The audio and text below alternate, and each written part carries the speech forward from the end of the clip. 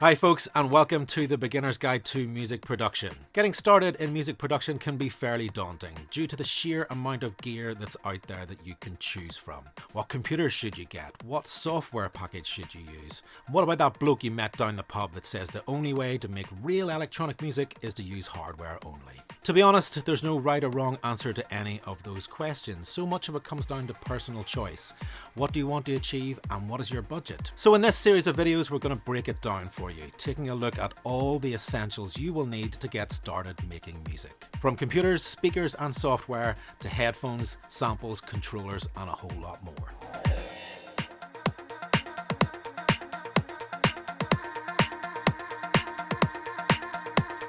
Arguably, the most essential bit of gear in any home studio is your computer, but what specifications do you need when shopping for a music production system? The three main things you need to consider are CPU, RAM, and hard drive space. CPU determines the amount of processing power available for plug-in devices and virtual instruments. It basically determines how many tasks your computer can process at any one time.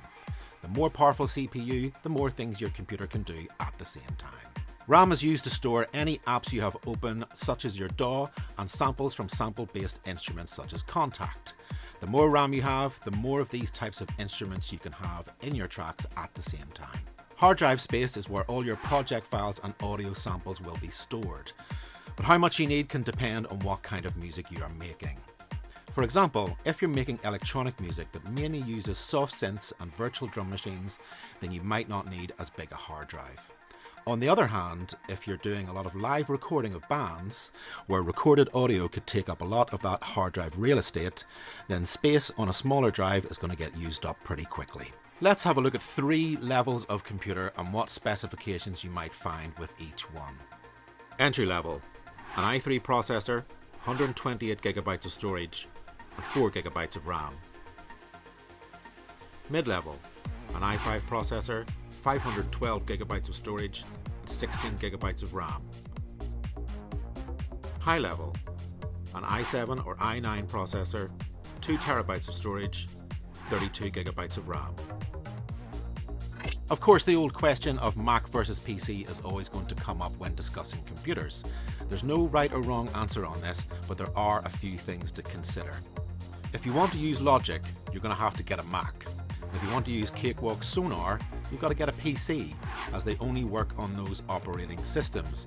But pretty much all other DAWs such as Ableton Live, Cubase, Pro Tools, FL Studio all run on both platforms.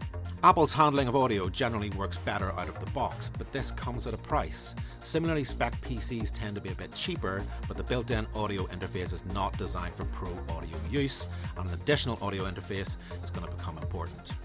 But we're going to have a look at this in the next video. Let's have a look at some pros and cons of each system. It has a better built-in audio system. macOS is a very stable, safe and tightly controlled platform. Closed system integration, meaning because Apple make the hardware and the software, there's less chance of potential compatibility issues, making it generally more stable. They can be expensive compared to PCs. It's a closed system, making them difficult to upgrade. Costly to fix once you're out of warranty. There's a lack of connection on Mac laptops. You may need to use dongles to connect different devices, such as your audio interface. Usually come in at a lower starting price. Many elements are easily upgradable, such as CPU and RAM. You have the option to use hardware and software from different companies, giving you more flexibility and choice. Using hardware and software from different companies can increase the potential for compatibility issues. Windows can get viruses and they are more susceptible to attacks. With a PC, you'll usually need a dedicated audio interface.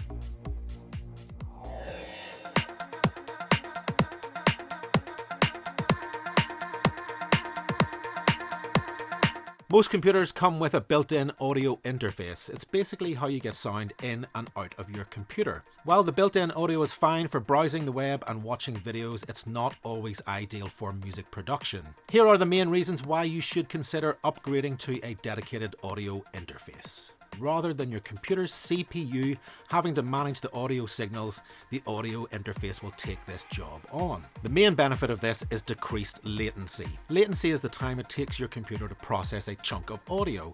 In real terms, this usually presents as the delay from pressing a key on a MIDI or computer keyboard to the sound playing through your speakers or headphones.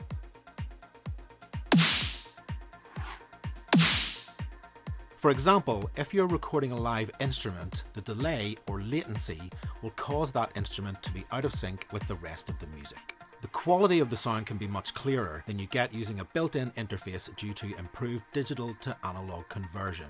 This is the process of turning a digital signal from your computer into an analog one that goes to your speakers or headphones. If you plan on recording vocals or any kind of instrument, you're going to need a dedicated audio interface. This allows you to record an external sound source into your DAW, but how many inputs do you need? If you're only planning on recording one thing at a time, like a vocal, then you only need 1 or 2 inputs. But if you want to record a full band, you're going to need an interface with multiple inputs. Finally, what's your budget? You can get a decent quality interface with a couple of inputs for around £100, a mid-range one with multiple inputs for £300 to £400, or a high-end audio interface which can be £1,000 or more.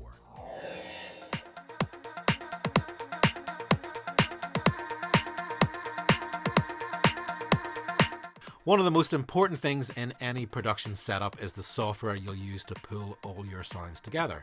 This is called a DAW, or Digital Audio Workstation, and is the place where you'll sequence, mix, edit, record, basically everything you'll be doing when producing music. So what is a DAW then? Well, all DAWs pretty much do the same thing. Sequence, mix and edit either virtual musical instruments or recorded audio material. How they approach this can vary. Most have 3 main sections: an arrange window to position your different sounds, a mixer to balance the levels of those different sounds, and a track view where you can see what effects and parameters are on each individual track. Even though they all pretty much do the same things, some do have functions that can be deal breakers whenever you're choosing. Traditionally, Ableton Live, Reason, Bitwig, FL have all been geared towards electronic music, with Ableton being pretty much the software of choice if you're looking to perform live. While Logic, Cubase, Pro Tools and Studio One sit better with live recordings. But you can pretty much make any type of music you want using any DAW. Prices can vary for different DAWs, ranging from free right up to thousands of pounds. That said, most DAWs offer basic stripped-back versions with limited functions at a budget price. Most DAWs also offer a free trial, which gives you time to try it out for free before you decide which one you're going to buy. So if you're starting out, download some trials and see which DAW you feel most comfortable with.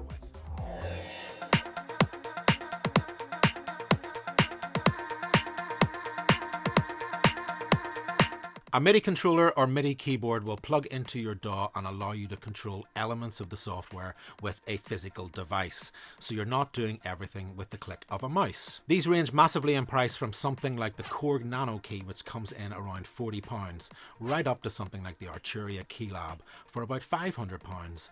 But for that kind of money, you're getting so much more than just keyboard control. You get faders, rotary controllers, performance pads for drumming and weighted keys. 2 other controllers that have become hugely popular in recent years are Novation's Launchpad and Ableton Live's own Push. Both of these are a combination of performance and production controllers designed to work with Ableton Live's unique workflow. You can even get Bluetooth-enabled controllers such as the Korg Micro Key and the Akai L series, which ditch the need for cables and can work with iOS apps and tablets as well as PC or Mac computers.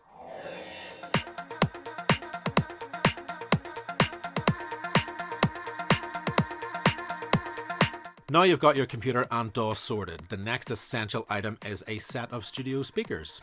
When choosing your speakers, there are a few different things to consider. Most speakers designed for home listening would not be suitable for music production, as they might boost certain frequencies, which isn't what you want from studio speakers. For example, if you're using speakers that boost the bass, then the actual sound of your music will have less bass than you want, because the speakers aren't giving you an accurate representation of what it sounds like. Speakers that don't color the sound in this way are known to have a flatter frequency response. If you're making bass heavy music, then choosing speakers with a larger bass cone would be much more suitable. as it more accurately represents the lower frequencies. However, if you're making more acoustic style music, then this isn't as important. Another major factor to consider is your room, which can easily interfere with the sound coming out of your speakers, potentially making great speakers sound terrible. You can combat this by adding room treatment and absorption to stop the sound from bouncing around on hard surfaces in your studio. So perhaps put aside some of your budget to get some form of room treatment. You can find plenty of kits online, or there are plenty of guides online to show you how to make your own. Another way to get the most accurate sound from your speakers is to use software like SonarWorks. This will analyze your room frequency response and add an EQ curve to the computer output to compensate for the sound of your room. When choosing speakers, your budget will have a big impact. Prices can range from a few £100 all the way up to many thousands for a pair of some top-end speakers. With that being said, the more expensive speakers will more accurately reproduce the sound coming from your computer.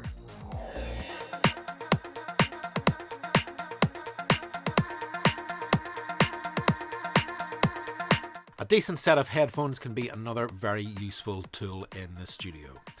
As with speakers, you really need to avoid most consumer headphones as they are designed to colour the sound in some way, therefore making them pretty useless for mixing music with.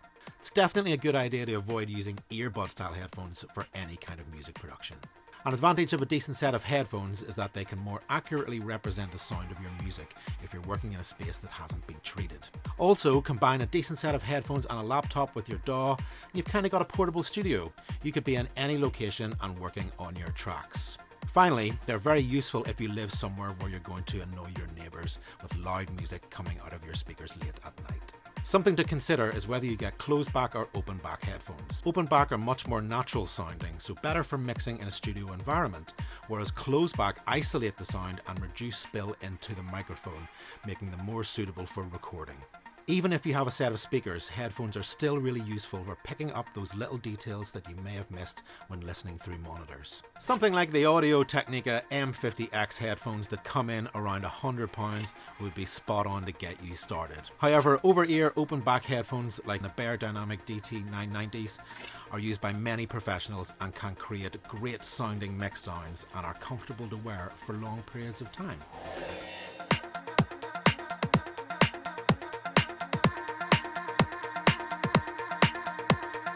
A mainstay of pretty much every studio around the world is a tangle of cables of all different shapes and sizes that can be fairly baffling to any beginner.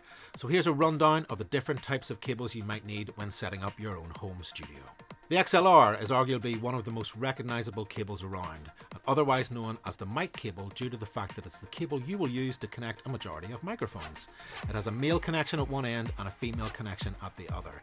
They lock into a microphone with a small clip so they can't get pulled out easily. You may also find that your studio monitors have XLR inputs too, but they more commonly use the 1/4 inch jack or TRS cable, which is probably most familiar to any of you who play guitar. Although there is one thing worth mentioning here is the difference between the lead you would use for an instrument and the lead you would use for a speaker, as on the surface they pretty much look the same. The output on an instrument, the inputs and outputs on your sound card, and the inputs on your speakers will all accept 1/4 inch jack cables. But the two cables are very different in their construction, designed to handle the different types of signals. So when buying leads to connect your sound card to your speakers, make sure you get the proper speaker cables and don't just connect them with a couple of guitar cables that you happen to have lying around. Next up is the RCA or phono cable, probably familiar to those of you from DJing backgrounds, as they most commonly connect turntables and CDJs to DJ mixers.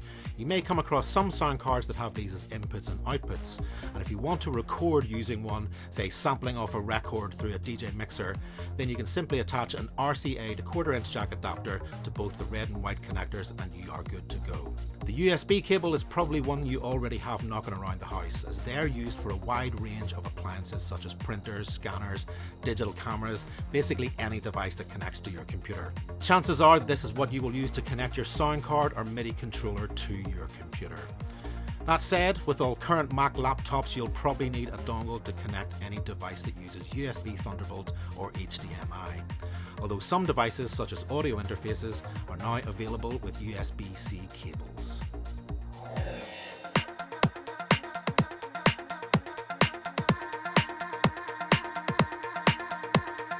A plugin is any piece of software that can be used within a track on your DAW. It's most commonly an instrument such as a synth or a sampler, or an effect such as EQ, reverb or compressor. Instrument plugins generate sounds, whereas effects plugins are designed to alter the sound. Most DAWs come with a host of plugins installed, but there is a vast array of third-party instruments and effects that can be downloaded and installed independently to give you more variety. There are a ton of free software plugins out there, and many paid-for versions too, that can really add some great sounds to your tracks. It's worth noting that some of the more sample-based plugins, such as Omnisphere or Contact, will take up lots of space on your hard drive and require more system RAM to run. Plugins come in different formats. The VST, which was developed by Steinberg, is cross-compatible with both Mac and PC, whereas the AU format is Mac only, as it was developed by Apple. From a functionality point of view, there's usually very little difference between the two. So for most DAWs, the VST version will work, unless you're using Logic, where only the AU plugins will do. The exception here is if you're using Pro Tools, where you'll need to use the AAX format plugins.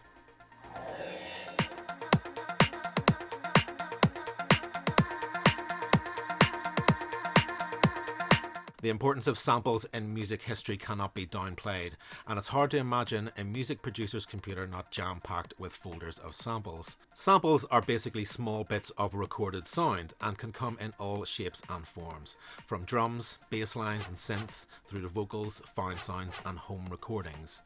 They can specifically be created for a sample pack, or you can chop them out of an existing piece of audio. Any sound you can think of has probably been sampled by someone.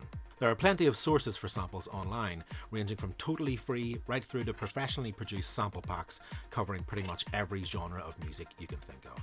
In recent years, cloud-based sample libraries like Splice and LoopCloud have pushed the use of samples in a new direction, with plugins that allow for real-time integration of massive libraries of samples and loops from the cloud directly into your DAW. If you have a sound card and a microphone, don't be afraid to record your own samples, as this way you will end up with something original that only you have.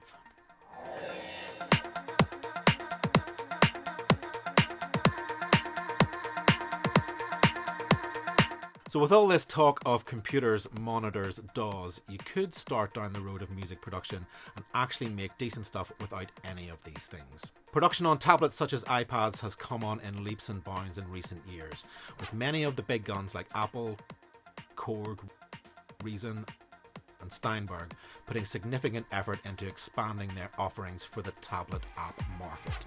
Of course, there are limitations to using apps, but there are advantages too. Everything is in the box. You just need a set of headphones and you are sorted.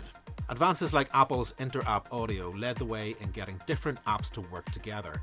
And now their beginner app, GarageBand, even features audio unit support, with many classic plugins now available as iOS apps. There's also a multitude of weird apps that are out there that do very specific things that your DAW or collection of plugins might not do. It's also never been easier to make something on a tablet and send it to your computer, so you can fire it into your DAW and develop what you're working on. Whether it's airdropping a loop or even opening an iPad session in a laptop DAW, it can be a great way to kick things off. So thanks for watching. We really hope you enjoyed this quick introduction to music production. If you've got any questions, leave a comment or get in touch with us via Facebook or our website.